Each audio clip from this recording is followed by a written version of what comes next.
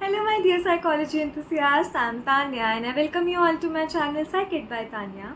In the last lecture, we started with evolution of psychology, जिसमें हमने पढ़ा था structuralism और functionalism approach के बारे में कि उसके अकॉर्डिंग साइकोलॉजी क्या थी, उसको कैसे पढ़ना चाहिए, माइंड को एज अ स्ट्रक्चर पढ़ना चाहिए या फिर उसके फंक्शंस के साथ डील करना चाहिए. In today's video we are going to start with gestalt psychology and हम फर्दर एक्सप्लोर करेंगे कि क्या क्या और व्यू पॉइंट्स आए to understand psychology, to study it. And हम ये भी पढ़ने वाले हैं कि इंडिया में डेवलपमेंट कैसे हुआ साइकोलॉजी का. जो एक छोटा सा फिलोसॉफिकल थॉट का पार्ट था वो खुद एक इतना बड़ा डिसिप्लिन कैसे बना एंड आज हम उसको क्यों पढ़ रहे हैं. ठीक है, so without any further delay let's begin with the lecture. Okay, so let us now begin with Gestalt psychology.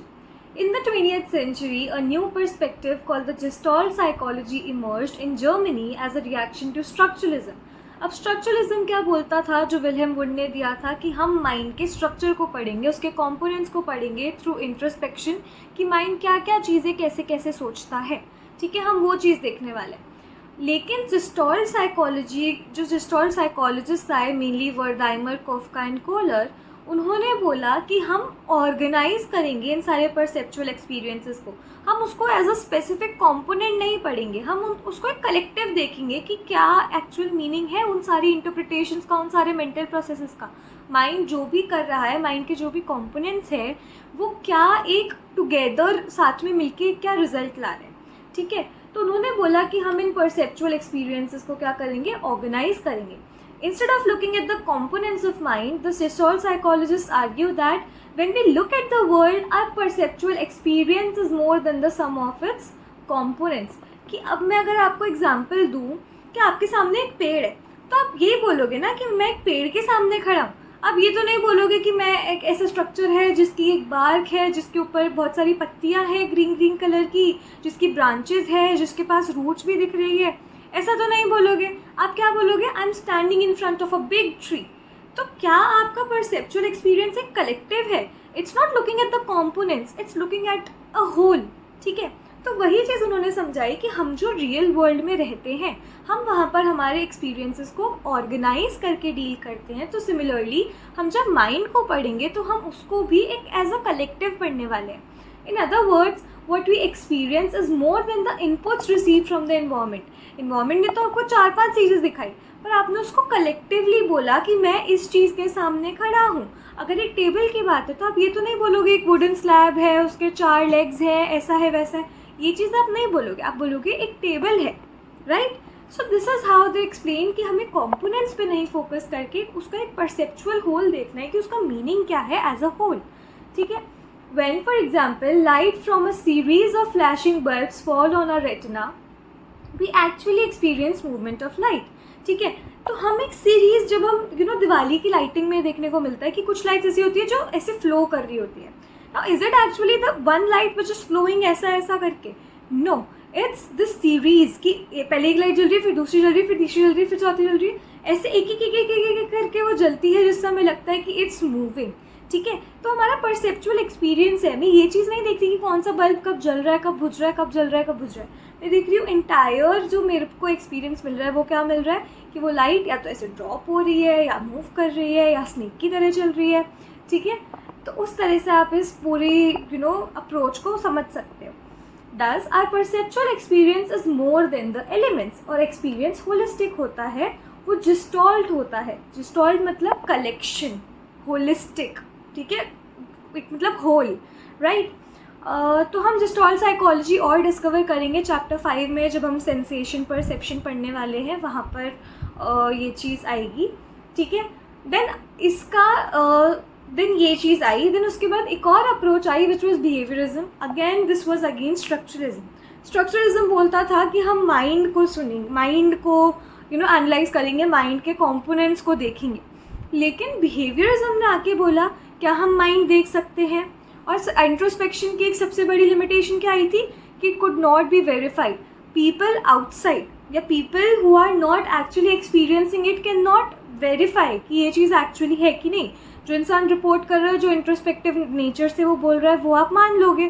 क्या ये वेरीफाइबल है, क्या ये वैलिड है, क्या आप इसको कुछ अलग और एक्सप्लेनेशन में डाल सकते हो? नहीं डाल सकते. तो अगेन स्ट्रक्चरलिज्म के अपोजिशन में एक और approach I which was behaviourism. 1910 में जॉन वॉटसन, ठीक है, बिहेवियरिज्म किसने डेवलप किया था? मेनली जॉन वॉटसन ने। लेकिन सबसे ज़्यादा कंट्रीब्यूशन इस अप्रोच में जो रहा है वो रहा है B.F. स्किनर का। तो जब भी आप बिहेवियरिज्म पढ़ने वाले हो तो आप वॉटसन का नाम किससे ज़्यादा स्किनर का नाम सुनने वाले हो। स्किनर, थॉर्नडाइक, पावलोव, ये सारी चीज़ें इन सब की थ्योरीज मिलके बनाती है बिहेवियरिज्म को। तो उसने रिजेक्ट कर दिया आइडिया पूरा माइंड का, कॉन्शियसनेस का, कि इस सब से मतलब नहीं है। उसने माइंड हटा ही दिया अपनी थ्योरी से। उसने बोला माइंड कुछ नहीं होता है, मेंटल प्रोसेस कुछ नहीं होते, जो देख सकते हो वही सच है, वही रियलिटी है। तो उसने बोला he was greatly influenced by the work of psychologist like Ivan Pavlov on classical conditioning. Classical conditioning वो डॉग वाला एक्सपेरिमेंट है कि डॉग का सेलिब्रेशन वाला, कि कैसे एक स्टिमुलाई को दूसरे से एसोसिएट करके आप एक कंडीशन रिस्पॉन्स ला सकते हो, ठीक है। तो फॉर वॉटसन माइंड ना ऑब्जर्वेबल है और इंट्रोस्पेक्शन जो है वो सब्जेक्टिव है, इट इज़ नॉट वेरीफाइबल, ठीक है। तो उन्होंने बोला कि अगर हमें साइकोलॉजी को एज अ साइंस इस्टेब्लिश करना है, अगर साइंटिफिक नेचर लाना है, तो हमें फोकस करना पड़ेगा जो वेरीफाइबल है और जो ऑब्जर्वेबल है। तो उसने साइकोलॉजी को डिफाइन करा as a study of behaviour और रिस्पॉन्सेज टू द स्टिमुलाई, ठीक है। उसने बाकी सारी चीज़ों को इग्नोर कर दिया and he only focused on what can be measured and studied objectively. Behaviorism of Watson was further developed by many influential psychologists who are known as behaviorists. उसमें सबसे ज़्यादा प्रोमिनेंट था स्किनर, जिसने बिहेवियरिज्म को काफ़ी सारी सिचुएशंस में, काफ़ी सारी एप्लीकेशंस में पुट करा और इस अप्रोच को बहुत ज़्यादा पॉपुलराइज करा, ठीक है। अब बिहेवियरिज्म बहुत टाइम तक डोमिनेट करा साइकोलॉजी की फील्ड को, ठीक है। उसके बाद लेकिन एक इंसान आया जिसका नाम है सिगमंड फ्रॉइड। बहुत ज़्यादा सुना होगा, भले अच्छी तरह से भले ख़राब तरह से, ठीक है। तो सिगमंड फ्रॉइड आए और उन्होंने एक बहुत रेडिकल व्यू दिया जो मतलब पूरी दुनिया से अलग था, जो अभी तक अप्रोचेस आई थी उससे अलग था। उसने ह्यूमन बिहेवियर को ऐसे एक्सप्लेन करा, उसने भी ध्यान बिहेवियर पे दिया, लेकिन उसने बोला बिहेवियर खुद से थोड़ी आ रहा है। बिहेवियर क्या है? एक डायनेमिक मैनिफेस्टेशन है हमारे अनकॉन्शियस डिज़ायर्स ऑन कॉन्फ्लिक्ट्स का। हमारे दिमाग में जो अनकॉन्शियसली चल रहा है, जो हम जानते भी नहीं है, जो हम प्रोसेस भी नहीं करते, हम अवेयर भी नहीं है, उन सारी थॉट प्रोसेसेस का रिजल्ट है हमारा बिहेवियर। जो भी हमारे एक्शंस होते हैं वो उन अनकॉन्शियस डिज़ायर्स और कॉन्फ्लिक्ट्स का रिजल्ट होते हैं। He founded psychoanalysis, another approach, जिससे उन्होंने बोला कि हम साइकोलॉजी को समझेंगे, साइकोलॉजिकल डिसऑर्डर्स को क्योर करेंगे, ठीक है। While Freudian psycho analysis viewed human beings as motivated by unconscious desire for gratification of pleasure seeking, often sexual desires, ठीक है। तो उनका मेजर काम इसी चीज़ पर फोकस था, सेक्सुअल डिज़ायर्स पर, ग्रेटिफिकेशन पर, प्लेजर पर, ठीक है। तो जब वो इन चीज़ों पे ध्यान दे रहे थे, एक नई अप्रोच आई, ह्यूमनिस्टिक पर्सपेक्टिव, जिसने एक पॉजिटिव व्यू दिया, इस सब से उठकर एक और अच्छा व्यू दिया अबाउट द ह्यूमन नेचर। उन्होंने बोला बेसिकली मेजर जो ह्यूमनिस्ट हैं वो है कार्ल रॉजर्स और अब्राहम मैस्लो, ठीक है। उन्होंने एम्फसाइज करा कि ह्यूमंस की ना फ्री विल होती है, उनके सब कुछ माइंड में नहीं चल रहा है, सब कुछ उनके अनकॉन्शियस की वजह से नहीं हो रहा है, वो खुद भी चीज़ों के लिए मोटिवेटेड होते हैं, उनके अंदर इंटरनल और एक्सटर्नल मोटिवेशन दोनों का इन्फ्लुएंस होता है and they want to make something of their life. उनके पास फ्री विल होती है कि उनको कैसा रिएक्ट करना है, कैसे बिहेव करना है, कैसा नहीं करना है, उनका क्या ऑब्जेक्ट है लाइफ का, वो सारी चीज़ों का उनमें एक फ्री विल है and they have a natural striving to grow and unfold their inner potential. Humans बहुत स्मार्ट है, उनमें बहुत ज़्यादा पोटेंशियल है, तो उनमें एक नेचुरल मोटिवेशन भी है, they always strive to grow and reach to their maximum level possible, ठीक है। They argued that behaviorism, with its emphasis on behavior as determined by environmental conditions, undermines human freedom and dignity and takes mechanist view of human nature. Behaviorism जिस तरह से सिर्फ क्या बोलता था कि environmental stimuli आएगा, आप react करोगे और वो behavior होगा, वो observable होगा, तो हम उसे study करेंगे। लेकिन कुछ इंटरनल भी तो होता है, हमारी फ्री विल भी तो है, हमारा इनर पोटेंशियल, इनर मोटिवेशन भी तो है, क्या उसकी वजह से हम कभी कुछ नहीं कर सकते? तो उन्होंने बिहेवियरिज्म को इस पॉइंट पे रिजेक्ट किया कि सब कुछ एनवायरमेंटल इन्फ्लुएंसेस की वजह से नहीं हो रहा है, कुछ चीज़ें ऐसी भी है जो इंडिविजुअल खुद से करना चाहता है ताकि वो ग्रो करे अपनी लाइफ में, ठीक है। तो इस तरह से काफ़ी सारी अप्रोचेस आई है ना. These different approaches filled the history of modern psychology and provided multiple perspectives to its development. Each of these perspective उनका खुद का एक फोकस है और अलग अलग प्रोसेसेस पर वो अपना अटेंशन डाइवर्ट करते हैं. There are strengths of these approaches as well as weakness. हर अप्रोच, कोई भी अप्रोच परफेक्ट नहीं है, ठीक है. किसी में कुछ अच्छाई है, किसी में कुछ अच्छाई है, किसी में कुछ लिमिटेशन है तो कुछ और लिमिटेशन है. Some of these approaches have led to further developments in the discipline. Aspects of Gestalt psychology and structuralism were combined, and then एक नया perspective निकला, cognitive perspective, जिसने focus करा हमारे mental processes पर, हमारे cognitions पर, कि हम world को कैसे perceive करते हैं, हमारे क्या processes होते हैं जो function करते हैं world में. Cognition is the process of knowing, ठीक है, कि आप कैसे जान रहे हो अपने आसपास के environment को, खुद को, है ना. तो उसमें क्या क्या आ गया, understanding, perceiving, memorising, problem solving and और सारे मेंटल प्रोसेसेस जिससे हमारी नॉलेज डेवलप होती है about the world, which helps us to deal with what our environment in specific ways. Some cognitive psychologist they viewed mind as information processing system, जिसमें information आती है, receive होती है, वो इंफॉर्मेशन प्रोसेस होती है एंड स्टोर करी जाती है हमारे यूज़ के लिए, फर्दर यूजेज के लिए, एंड जब भी नीडेड होता है तो हम उसको रिट्रीव कर यूज़ करते हैं. Like a computer does, information लेगा, इनपुट लेगा, ठीक है, उसको प्रोसेस करेगा एंड देन वो अपने पास स्टोर रखेगा एंड जब भी हमें उस फाइल की ज़रूरत होगी, उस कंपोनेंट की ज़रूरत होगी तो हम उसको रिट्रीव कर लेंगे, उसको ओपन कर लेंगे. तो सिमिलरली दे सेड कि हमारा माइंड भी इंफॉर्मेशन प्रोसेसिंग सिस्टम की तरह चलता है, ऐसे ही कंप्यूटर की तरह चलता है. Modern cognitive psychology views human beings as actively constructing their minds. जब वो फिजिकल और सोशल वर्ल्ड के साथ इंटरेक्ट करते हैं, उसको एक्सप्लोर करते हैं. फिजिकल वर्ल्ड यानी हमारी सराउंडिंग्स, हमारा जो भी नेचर एनवायरनमेंट है, एंड सोशल सराउंडिंग्स क्या हुई, आप, हम, दुनिया, सोसाइटी, कल्चर, ये सब चीज़, ठीक है. इस व्यू को कभी कभार कंस्ट्रक्टिविज्म भी बोला जाता है एंड ये व्यू पे पियाजे का भी थोड़ा सा काम है एंड थोड़ा सा काम वाइगॉट्स्की का भी है. इन्होंने कल्चरल और कॉग्निटिव डेवलपमेंट के ऊपर थ्योरीज दी. पियाजे ने बोला कि हमारी ह्यूमन डेवलपमेंट में स्टेजेस होते हैं कॉग्निटिव डेवलपमेंट के, ठीक है. ह्यूमन माइंड डेवलप होता है खुद से इंटरनली, स्टेज बाय स्टेज. और वाइगॉट्स्की ने बोला कि सिर्फ खुद से नहीं वर्क कर रहा है, खुद से कंस्ट्रक्ट नहीं हो रहा है माइंड अपनी इंटरेक्शन से. उसने बोला कल्चर का बहुत बड़ा रोल है, सोसाइटी का बहुत बड़ा रोल है सब में, अकेले माइंड कुछ नहीं कर रहा है, ठीक है. तो ये व्यूज़ इस चीज़ में आए. Then now we'll start with development of psychology in India, कि इंडिया में साइकोलॉजी कैसे आई, किसने मेजर रोल प्ले किया in establishing psychology as a discipline in India, ठीक है. So let's start. Development of psychology in India.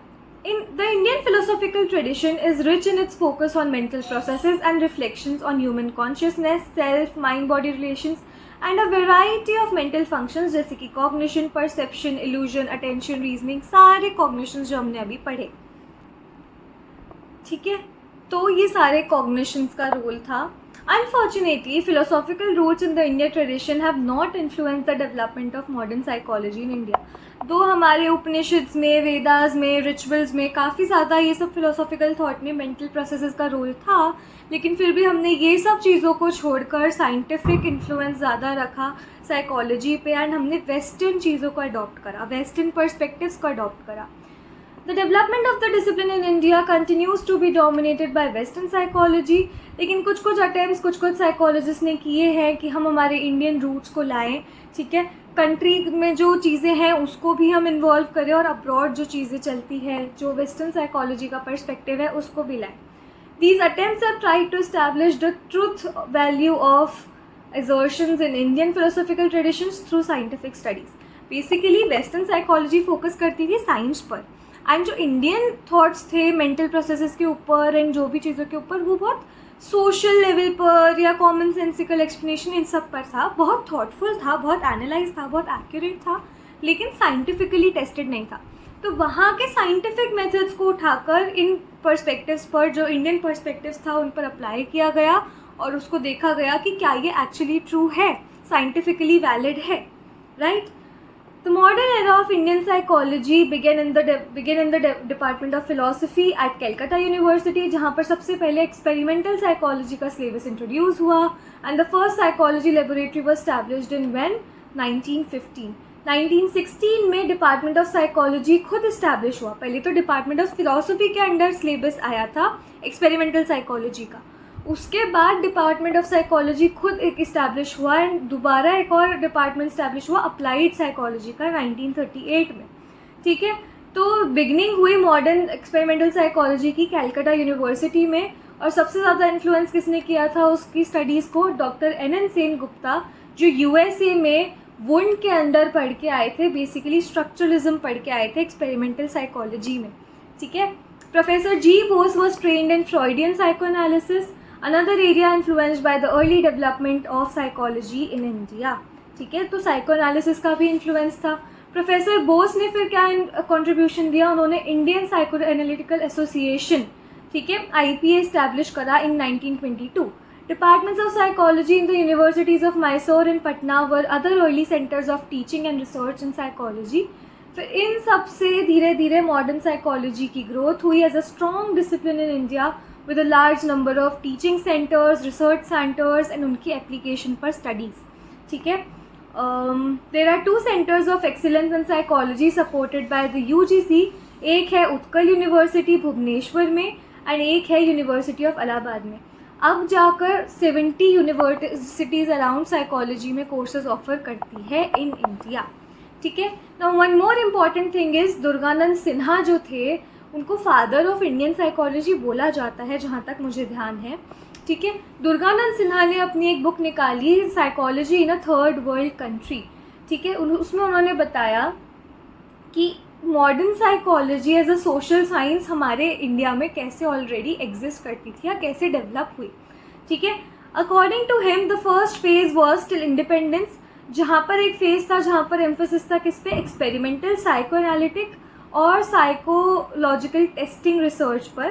ठीक है, जहाँ पर अब हम देख रहे हैं कि वेस्टर्न साइकोलॉजी का बहुत ज़्यादा इन्फ्लुएंस है, क्योंकि एक्सपेरिमेंटल साइकोलॉजी और ये अपना साइको एनालिसिस ये सब वेस्टर्न थ्योरीज के थ्रू आया था। ठीक है, the second phase was till 1960s, यानी कि 1947 से 1960 तक, जहाँ पर हमने साइकोलॉजी को एक्सपेंड करा इंडिया में और काफ़ी सारी ब्रांचेस डेवलप करी। During this phase, Indian psychologists showed a desire to have an Indian identity by seeking to link Western psychology to Indian context।